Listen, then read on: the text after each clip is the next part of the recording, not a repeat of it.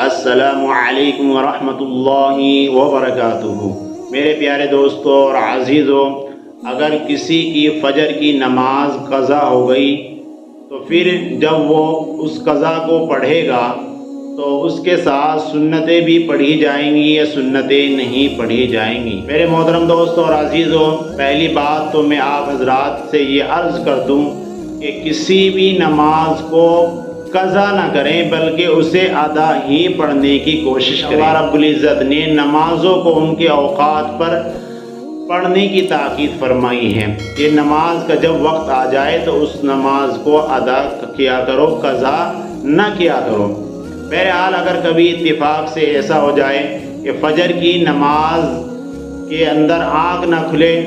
اور فجر کی نماز چھوٹ جائے، قضا ہو جائے، تو پھر اس کو بعد میں پڑھنے کی کیا شکل ہے، کیا صورت ہے، اس بات کو آپ حضرات کے سامنے بیان کرتا ہوں، ذرا غور کے ساتھ سماعت فرمائیں۔ دوستوں اور عزیزوں، اگر کوئی شخص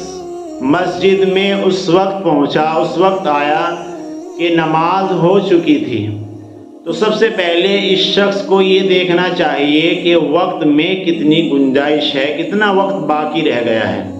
اگر اتنا وقت ہے کہ سنت بھی پڑھ سکتا ہے اور فرض بھی پڑھ سکتا ہے تو اسے دونوں چیز پڑھنی چاہیے،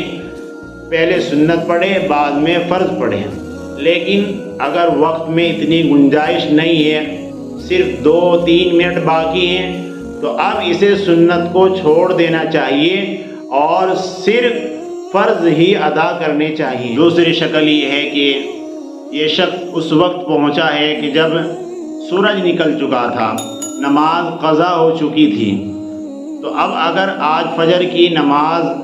زوال سے پہلے ادا کر رہا ہے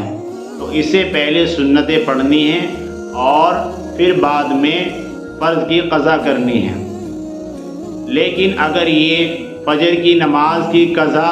مثال کے طور پہ زوال کے بعد کر رہا ہے، ظہر کے بعد پڑھ رہا ہے، تو اب اسے صرف فرض کی قضا کرنی ہے، سنتوں کی قضا نہیں ہوگی۔ تو اگر اسی دن زوال کے بعد سے پہلے یعنی سورج نکلنے کے بعد ہی کوئی شخص فجر کی نماز اپنی قضا کر رہا ہے تو پہلے سنتیں بھی پڑھنی ہوں گی اور پھر بعد میں فرض پڑھنے ہوں گے۔ لیکن اگر زوال کے بعد زوال کا وقت گزر گیا اور پھر فجر کی قضا کر رہا ہے تو اب سنتیں نہیں پڑھی جائیں گی، صرف فرضوں کی ہی قضا کرے گا۔